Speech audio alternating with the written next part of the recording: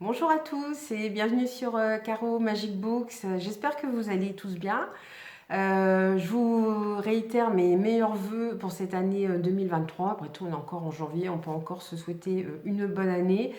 Voilà, j'espère qu'elle sera bonne, vous passerez des bons moments, que la reprise n'a pas été trop dure.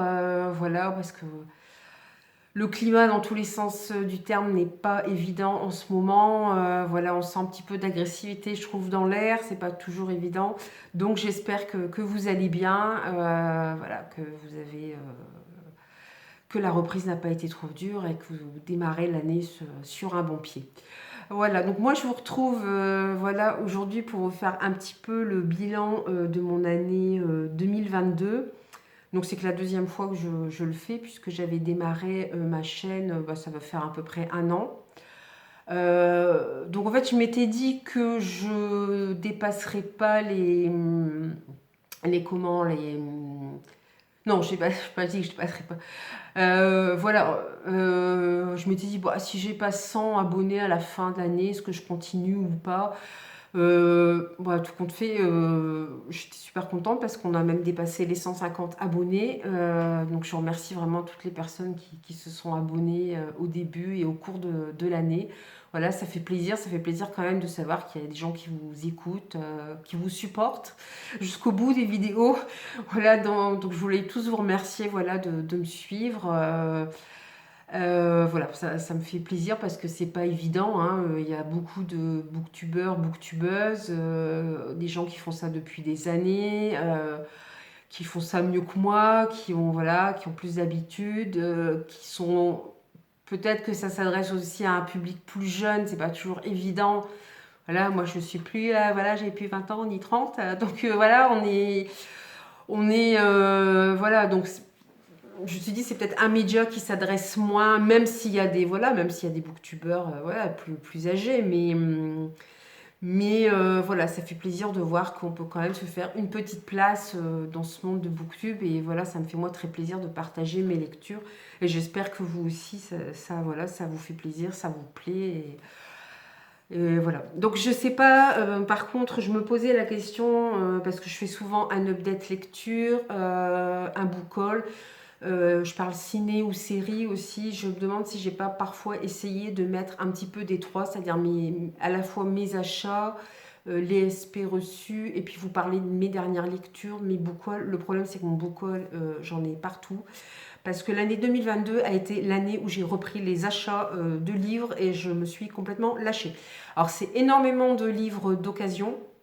Parce que voilà, maintenant je travaille plus à temps complet, j'ai des enfants, donc voilà, on fait plus attention. Parce qu'avant j'achetais à tout va des livres neufs que j'avais pas le temps de lire. En plus, surtout que je travaille en bibliothèque, donc j'en lis aussi. Mais c'est pas parce que vous travaillez en bibliothèque que vous n'achetez pas de livres, hein.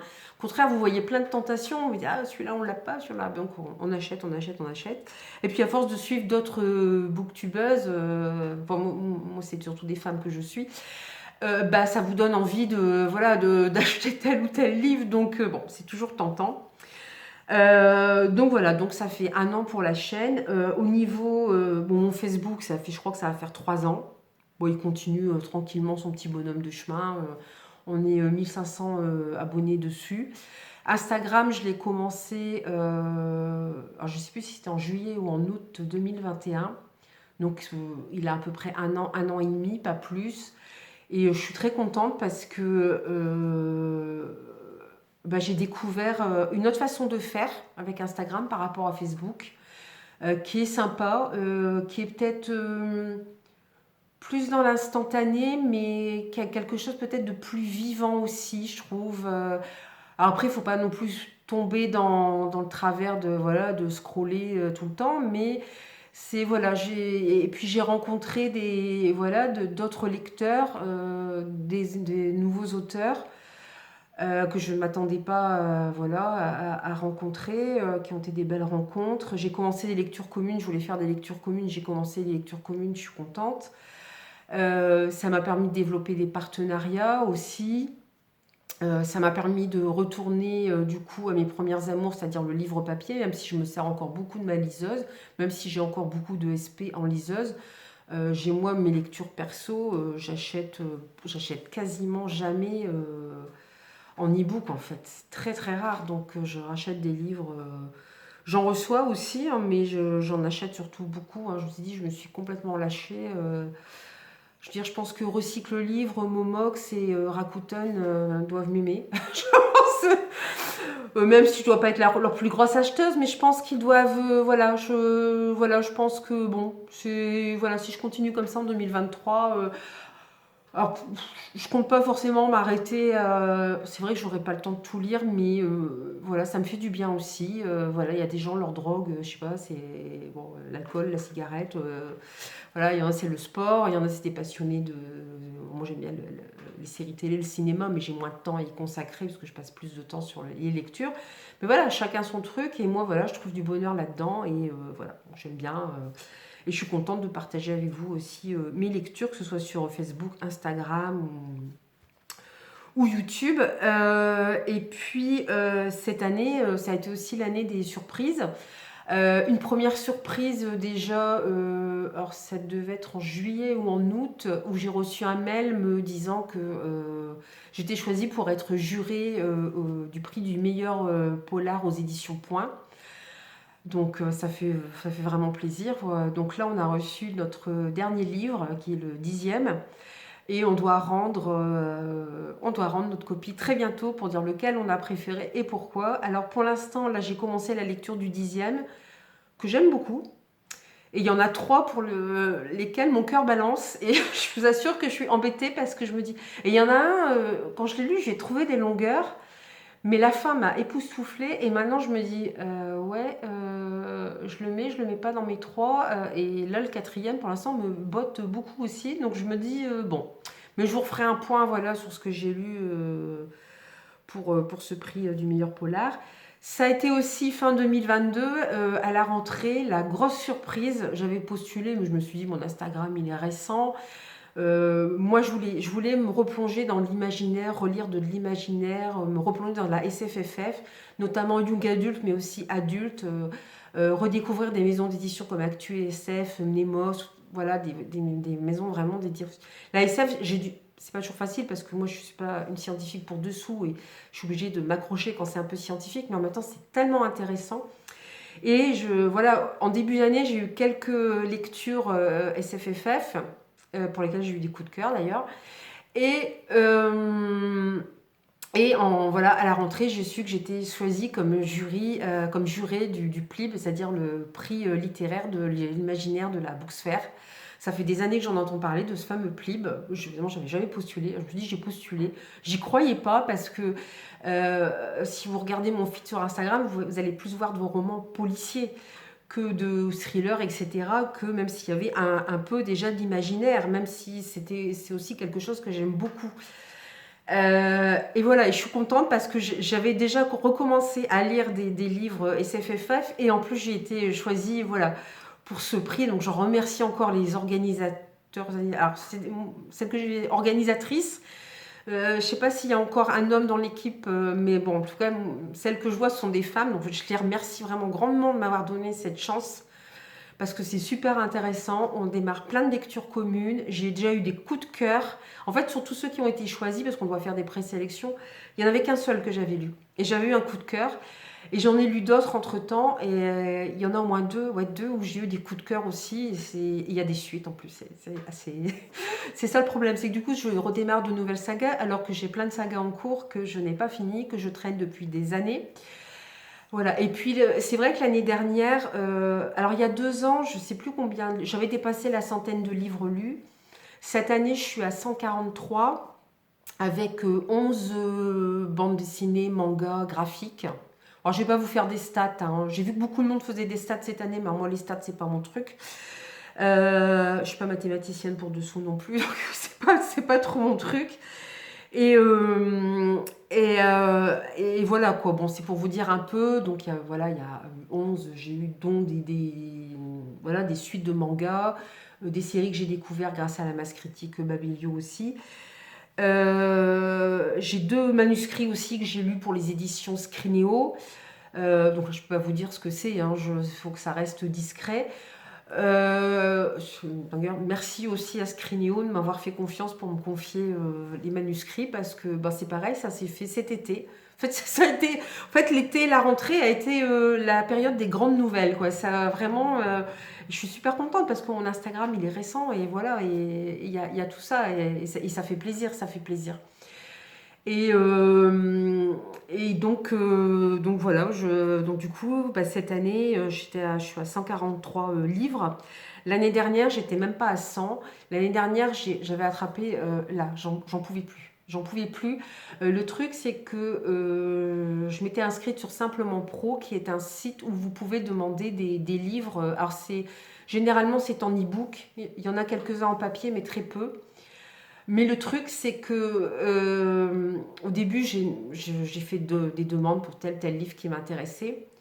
Mais du coup, en plus, c'est vrai, je me suis rendu compte, là, j'ai relu du papier et le papier me manquait, me manquait. Alors c'est vrai que c'est pas toujours c'est pas aussi pratique que la liseuse, hein, mais quel plaisir de retrouver le papier. Mais le problème, c'est que Simplement Pro, après, j'avais les auteurs qui me contactaient, me disant, est-ce que vous voulez bien lire mon livre? Et comme je sais pas dire non, je disais oui à tout. Et j'ai fait de très belles découvertes, hein. Attention, hein, je ne crache pas du tout sur Simplement Pro, qui est un super site. En plus, il est gratuit. Alors, vous pouvez faire et me donner une petite cotisation si vous voulez. Moi, c'est ce que j'avais fait. Je sais plus ce que c'était, mais c'était vraiment pas grand-chose. Voilà. Mais c'était devenu... voilà, c'était plus moi qui choisissais mes lectures, en fait. C'était... voilà. C'était... voilà, je disais oui à chaque fois. Et du coup, je repoussais d'autres lectures qui me donnaient envie. Et voilà, donc j'ai un petit peu arrêté ce système. Donc voilà. Donc cette année, voilà, j'ai envie. Bon, enfin, cette année, il y a le PLIB, le prix des jurés, enfin le prix du meilleur polar qui va se terminer bientôt. J'irai pour les projets de cette année, bah, comme tout le monde. Hein, je vais même pas dire faire baisser. De toute façon, c'est plus une palle que j'ai. Moi, c'est l'Everest. C'est l'Everest à lire. Hein. Je ne sais même pas combien de livres j'ai. Et en plus, je compte même pas ceux de ma liseuse. Et j'aimerais, tous les ans, je le dis depuis plusieurs années, j'espère que cette année, je pourrai reprendre des lectures personnelles parce que il y a des salons auxquels je ne suis pas allée, salon du livre, parce que je me suis dit, bah oui, cet auteur, j'ai déjà rencontré plusieurs fois et j'ai toujours lu aucun de ses livres. Donc au bout d'un moment, ça n'a pas d'intérêt et puis on se sent un peu bête. Euh, J'adore Franck Tillier, ça fait des années que je n'ai pas ouvert un Franck Tillier parce que je n'avais plus le temps. Donc j'aimerais bien aussi reprendre un petit peu ces lectures personnelles et puis continuer aussi dans le SFFF. Voilà donc un peu mes projets, bon, qui n'ont rien d'extraordinaire. Hein. Je pense qu'on a tous envie voilà, de se plonger dans nos lectures personnelles, mais ça c'est un petit peu le vœu de chaque année. Ma palle a diminué, bah, écoutez, m'acheter des livres ça me fait plaisir. Je bosse, je me fais ce petit plaisir de temps en temps, j'achète d'occasion. Oui, bah, j'arriverai peut-être pas à tout lire, mais c'est pas grave. Ça me fait plaisir d'avoir ces livres. Le problème, c'est que là, par exemple, je dois vous présenter des coups de cœur de 2022. Je n'arrive pas à les retrouver. Enfin, je sais où ils sont, mais je dois tout déplacer pour les retrouver, donc ça va être très compliqué. Donc voilà, c'était un peu... mais pas mes résolutions, parce que c'est vrai que les résolutions, elles sont faites pour pas être tenues, les résolutions en fait. Excusez-moi, je suis sur la tablette en même temps pour vous mettre les couvertures de livres, mais voilà, elles sont faites pour pas être tenues. Ce que je voudrais, c'est effectivement, voilà, je regarde ma bibliothèque, là je me dis, mais purée, t'as tous tes Franck Tillier, j'ai les Cormoran Strike, hein, qui sont, c'est Robert Galbraith, aka J.K. Rowling, hein, qui a écrit, voilà. J'aimerais bien me remettre, et puis lire aussi les auteurs qui viennent en salon. On a pas mal dans le nord de salons policiers. Donc ce serait peut-être bien que je lise leurs livres pour après aller les voir et parler avec eux de leurs livres, quoi, parce que là c'est un peu gênant pour finir. Donc voilà. Donc je vais vous parler. Alors je pense que je vais devoir le faire en plusieurs parties. J'ai eu mes coups de cœur et puis j'ai eu une partie qui est une partie de livres d'auteurs que j'ai découverts et qui ont été de très belles découvertes. Bon, j'aurai pas le temps de tout faire parce que j'aime pas que mes vidéos dépassent trop les 30 minutes. Donc je pense que ce sera en premier. Mais je vais pas vous faire des vidéos pendant 6 mois sur mes coups de cœur 2022. Je pense qu'il y en a, je vous intégrerai par exemple les coups de cœur que j'ai eus, des romans du PLIB, enfin du prix de l'imaginaire que j'ai lu. Voilà, là je peux vous dire déjà, par exemple, dans les coups de cœur que j'ai eu cette année, je vous en parlerai plus en détail quand je parlerai du prix de l'imaginaire. Tiziri d'Alexiane Delis. Alors, le tome 1, c'est Le Choix d'Astar, c'est aux éditions Plume Blanche, qui a d'ailleurs gagné un prix aux Aliénales, qui a gagné le premier prix aux Aliénales. Les Aliénales que j'ai découvert, j'en avais entendu parler, les Aliénales, j'ai découvert l'année dernière que en fait c'était dans ma région. Bon, la fille qui débarque, quoi, la blonde, la blonde. Donc, et je me suis dit, je vais pas y aller. Je voyais plein d'auteurs, mais j'ai lu aucun de leurs livres. Donc là, cette année, je vais les lire, puisque je vais devoir les lire. J'en ai lu quelques-uns. Je vais devoir, enfin après, quand je dis doigt, c'est avec plaisir. Hein. Je suis super contente de, voilà. Pour la première fois, alors je crois que c'est le premier édition Plume Blanche que j'ai lu, ou peut-être le deuxième, je sais plus. L'Humaine, édition Plume Blanche, c'est des crânes chimères, c'est des maisons d'édition vers lesquelles j'ai envie d'aller, que je ne pouvais pas parce que je n'avais pas le temps.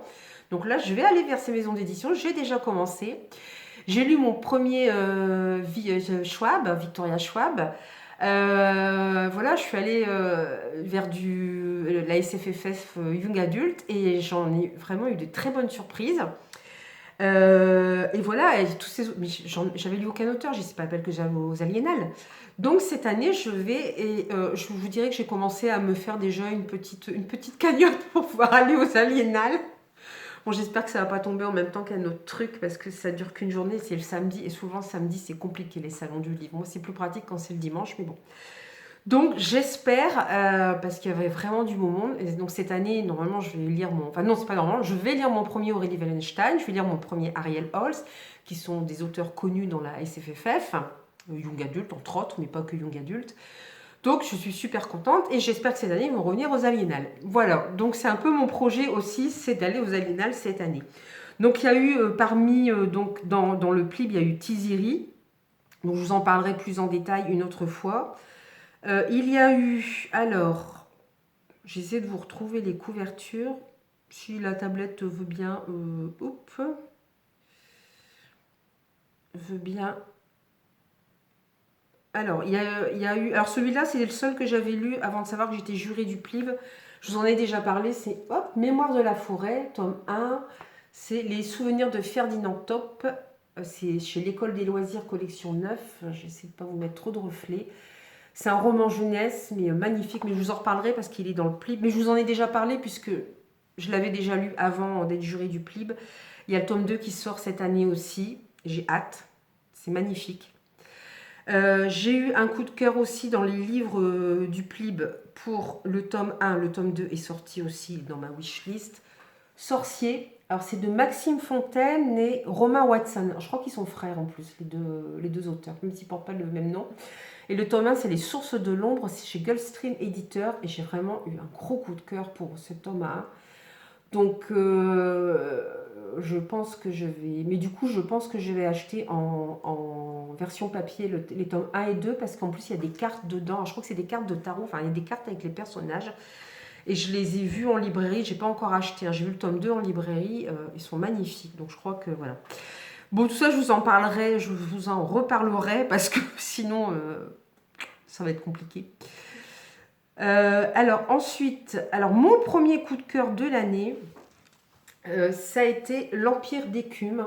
Alors c'est de Andrea Stewart. Le tome 1, c'est la fille aux éclats d'os. C'est chez Big Bang. Alors Big Bang, c'est Bragelonne qui appartient à Hachette maintenant. J'ai le tome 2 dans ma palle. C'est pareil, j'ai pas duré parler 3 heures parce que je vous en ai déjà parlé dans l'année. Je vais pas. Voilà, on est dans un monde à part. On va suivre plusieurs personnages.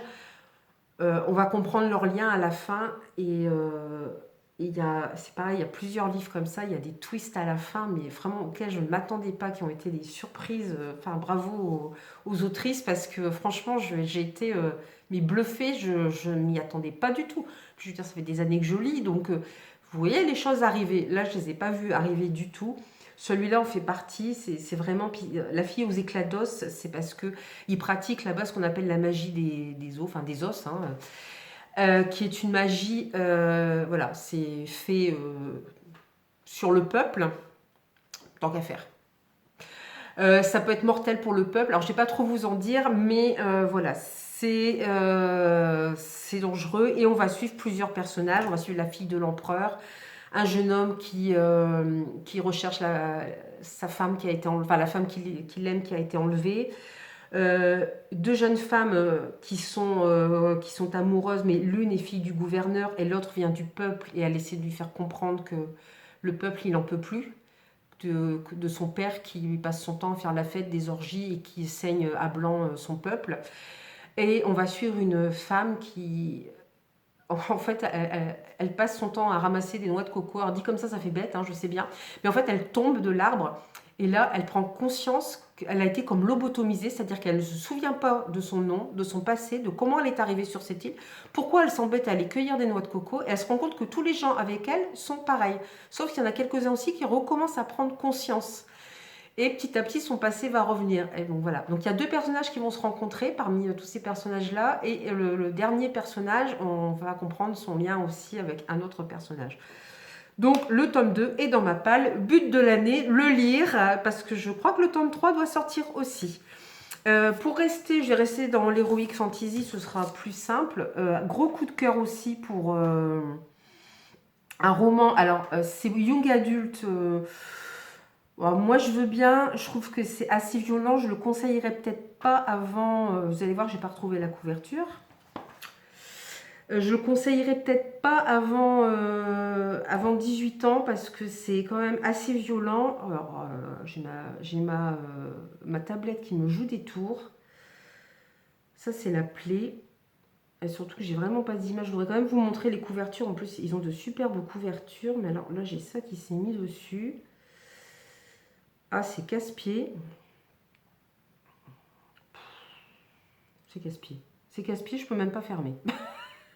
Quand je vous dis que je suis un peu blonde sur les bords, c'est pas qu'une légende. Hein. Je sais me servir de la tablette, hein, mais là, j'ai ouvert 2 sessions. Et celle-là, je voudrais la fermer. Et elle ne veut pas se fermer. Donc, elle m'embête. Elle m'embête, elle m'embête, elle m'embête. Et j'arrive pas à retrouver... J'arrive pas à retrouver mon livre, évidemment. Bon, je vais vous en parler comme ça. En fait, il s'agit de Iron Widow. Ça veut dire la veuve de fer. En fait, on se retrouve dans une Chine futuriste et en même temps, je vais essayer quand même de vous mettre la couverture, médiévale. Donc très traditionnaliste, donc la place de la femme est, voilà, est complètement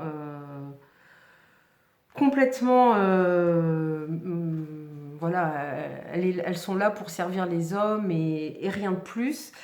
Et on va suivre un personnage féminin qui décide de, voilà, elle fait partie des paysans, du peuple. Sa sœur a été choisie pour être une combattante. En fait, on est dans, voilà, on est, avec tout ça, je perds le fil de ce que je vous disais. En fait, elle est, il y a des extraterrestres qui sont arrivés sur Terre et qui attaquent les humains. Et très providentiellement, les humains reçoivent du ciel, ils ne savent pas comment ni pourquoi, du fer, des pièces qui leur permettent de construire des robots. Et grâce à ces robots qu'ils construisent, ils vont pouvoir lutter contre ces extraterrestres. Seulement, ça a un prix.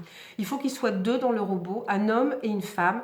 Et en fait, l'homme... Alors, il y a beaucoup de références au mode de vie, enfin, à la philosophie de vie, à la façon de vivre de la Chine, c'est-à-dire... là, on parle du ki, par exemple, de l'essence vitale, de l'énergie vitale des gens. Voilà, que nous, on n'a pas dans notre culture occidentale. Donc, il y a beaucoup de références à ça. Et mais le problème, c'est que pour vaincre les créatures, l'homme, le pilote, est obligé de prendre toute la force vitale des femmes. Donc, à chaque fois qu'ils arrivent à abattre un ennemi, la femme est sacrifiée. Et l'héroïne, sa sœur a été choisie comme concubine, hein, parce qu'ils ont plusieurs concubines, ces combattants bien sûr. Et et sa sœur en fait est assassinée par ce combattant. Même pas pendant un combat, mais il y a quelque chose qui n'a pas dû lui plaire, il lui a fracassé le crâne et il l'a tué. Donc évidemment, elle veut se venger. En plus, on lui a fait, voilà, en Chine, je sais pas, vous avez déjà certainement entendu parler du fait que le signe de beauté en Chine, c'est d'avoir des tout petits pieds. Donc autrefois, on mettait des petites chaussures, des chaussures trop petites aux petites filles pour que leurs pieds ne poussent pas, ce qui fait que leurs orteils étaient complètement recroquevillés. Enfin, moi, j'ai vu des photos, c'est affreux. Et elle a subi ça, mais de façon vraiment très, très, très violente, au point qu'elle en est estropiée, qu'elle doit marcher avec une canne. Donc elle a un peu ce désir de vengeance et elle décide à son tour de de devenir concubine pour venger sa sœur. Les choses vont pas se passer comme elle le pensait. Il va y avoir, on va voir d'autres personnages apparaître. Un triangle amoureux assez inédit va se mettre en place. Auquel je ne m'attendais pas, qui change des habitudes. C'était vraiment... Mais après, attention, ça reste très, très, très violent, quoi. C'est... Voilà, on est dans quelque chose d'assez violent. Moi, je ne conseillerais pas forcément avant 18 ans, quoi. C'est... Bon, voilà. Ensuite, alors c'est dommage, je ne peux pas vous montrer. J'ai eu The Prison Healer, qui a été un gros coup de cœur aussi, qui est de Lynette Noni aux éditions Hachette. Là aussi, on est dans de la SFFF. On va suivre... comment... Alors, c'est un tome 1 aussi, et c'est pareil, il y a un twist à la fin, mais... Je m'y attendais pas du tout, mais cette phrase, quand elle apparaît, je me dis, mais c'est pas possible. En fait, on va suivre, c'est Ziva, je crois, le nom de la jeune fille. Elle, on la voit enfant, elle est avec son père et son frère, et ils se font arrêter par des soldats de l'Empire. À savoir que l'Empire, autrefois, était gouverné par un roi et une reine qui avaient tous les deux des pouvoirs magiques, mais qui à un moment n'ont plus été d'accord, et les deux, ça s'est scindé en deux familles rivales. Et là, il y a une des familles qui est au pouvoir et l'autre qui fait de la résistance, qui est dans l'ombre. Voilà, ils ont leur propre reine, leur propre... voilà, et ils sont contre le régime en place. Et on retrouve... c'est Ziva ou Zita, je ne sais plus. On la retrouve 10 ans plus tard. Elle est devenue guérisseuse dans cette prison. Savoir que cette prison recueille tous les criminels, tous les opposants politiques, tous ceux qui ont des plus du royaume. Donc ça fait énormément de monde. Alors elle est protégée par le gouverneur parce qu'elle est la guérisseuse, mais bon, elle n'est pas non plus irremplaçable, elle en a conscience, ce qui fait qu'elle échappe aussi aux gardes qui s'en donnent un cœur joie sur les prisonniers, qui les battent, qui violent les femmes. Franchement, ça fait penser à un camp de concentration par moment. Et elle veut s'attacher à personne. On va savoir après ce qui est arrivé avec son frère et son père et le reste de sa famille, parce qu'elle a aussi d'autres frères et sœurs et une mère. Mais elle garde auprès d'elle quand même un jeune garçon qui a perdu sa mère, qu'elle protège. Un jeune homme va arriver dans la prison, et en plus c'est elle qui est chargée de les marquer au fer rouge. Donc c'est pour ça qu'elle est très mal vue des autres prisonniers, parce que c'est un peu la chouchoute du gouverneur, et elle les marque au fer rouge, même si elle les soigne. Et il y a une nouvelle garde qui est arrivée aussi, une femme qui est plus humaine que les autres.